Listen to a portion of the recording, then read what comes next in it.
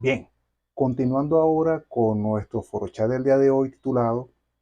Reforma tributaria a partir del año 2019, vamos a hacer referencia a lo referente a la presentación de nuestra temática. Fíjense, ¿cuál es el propósito de nuestro foro chat? El mismo tiene como propósito fundamental analizar y discutir las reformas tributarias en Venezuela, tomando como punto de partida el año de 2019 como una fecha en la cual se derogó o se dejó sin efecto todo el sistema de control cambiario vigente a partir del año 2003. ¿Ok? Y esa vigencia de ese control cambiario como política fiscal, monetaria y cambiaria del Ejecutivo Nacional como consecuencia del paro del año petrolero del año 2002 y su culminatoria con la derogatoria de la ley de ilícitos cambiarios llevó implícita o abarcó el periodo correspondiente al Código Orgánico Tributario del año 2014. Por eso es que el referente anterior a esta fecha lo vamos a tomar a partir también del Código Orgánico Tributario del año 2014, por cuanto sentó las bases de algunos procedimientos y novedades introducidas, quizás para algunos conocidos y para otros desconocidos, o eh, esos principios en los cuales se hicieron plenamente vigentes a partir de la vigencia del Código del año 2020, publicado en la Gaceta Oficial de fecha 29 de febrero de 2020 y cuya entrada en vigencia se hizo efectiva a partir del 1 de marzo. A partir del año 2019, una vez promulgada en Gaceta Oficial el convenio cambiario número 1, quedó sin efecto todo el tema referente al ilícito cambiario, como ya comentamos al principio, y se permitió la libre convertibilidad de la moneda. Entre parte de esos objetivos que tenía el Estado era, precisamente ante la situación económica, los estados de emergencia económica, política y social que estuvieron vigentes a partir desde el año finales del año 2014, durante todo el periodo del 2019 hasta el 2020, junto con la llegada del COVID, pero específicamente antes de esa fecha, hasta diciembre del 2018, hizo necesario que esos efectos del control de cambio fueran suspendidos, fueran derogados, para permitir una nueva política de apertura de mercado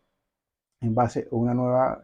forma de llevar las cuentas de la nación y permitir el uso de divisas extranjeras, con lo cual se reconoció el valor de alguna manera del mercado paralelo que indicaba los cálculos que el Banco Central de Venezuela no publicaba en su momento. Fue una situación de control de cambio por aproximadamente más de 15 años, lo cual trajo un grave daño a la economía y se nos cobró a todos un impuesto muy grande que fue la inflación y la hiperinflación producto de ese desajuste de la política fiscal, monetaria, económica y tributaria. ¿Okay? Bueno, entonces la parte del propósito es que vamos a estar evaluando sus efectos, impactos y su evolución, y se busca proporcionar un espacio para el intercambio de conocimientos y experiencias entre expertos y participantes interesados en este tema.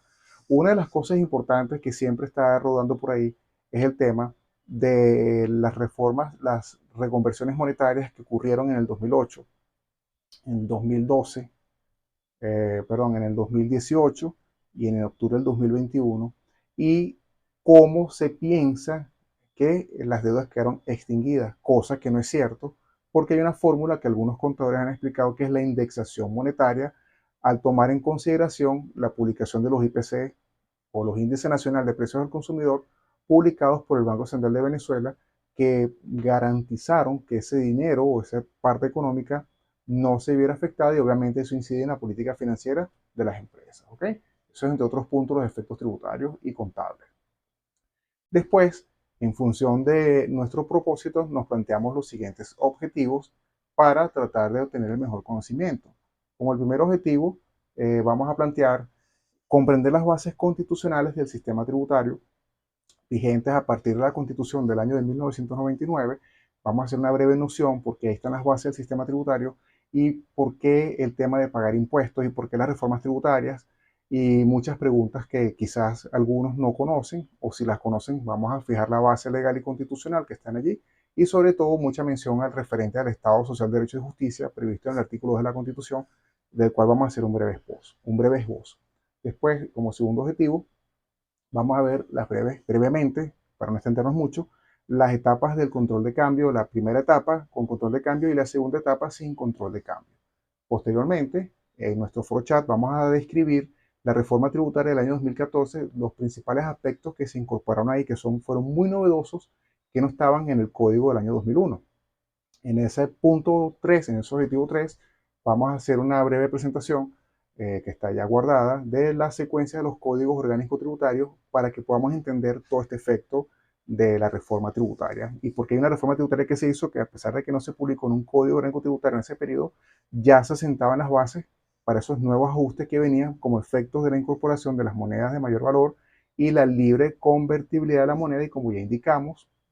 anteriormente, una cosa es, o una política es la unidad de cuenta, que puede ser cualquier divisa extranjera, por excelencia se toma en Venezuela el dólar, y otra cosa es la unidad de pago por excelencia, que es el bolívar. Es algo así como el equivalente a que un Bitcoin equivale a 0,01 Bitcoin, y en bolívares equivaldrá, por decir algo, 200 bolívares. Es algo parecido y por eso es que no se puede hablar de una dolarización. Sobre este punto quiero hacer una referencia importante de que no se puede dolarizar en Venezuela porque la Constitución Nacional, por allá por el sistema tributario y el sistema de finanzas públicas, esos artículos 318, que si no hay oportunidad lo vamos a ver brevemente, está prohibido esa dolarización porque la moneda oficial es el bolívar. Entonces eso es importante que lo tengamos claro porque es un tema de soberanía, es un tema de políticas de Estado y es lo que le da la razón de ser el Banco Central de Venezuela. ¿Ok? Bueno, como cuarto objetivo, vamos a ver lo referente a determinar de forma somera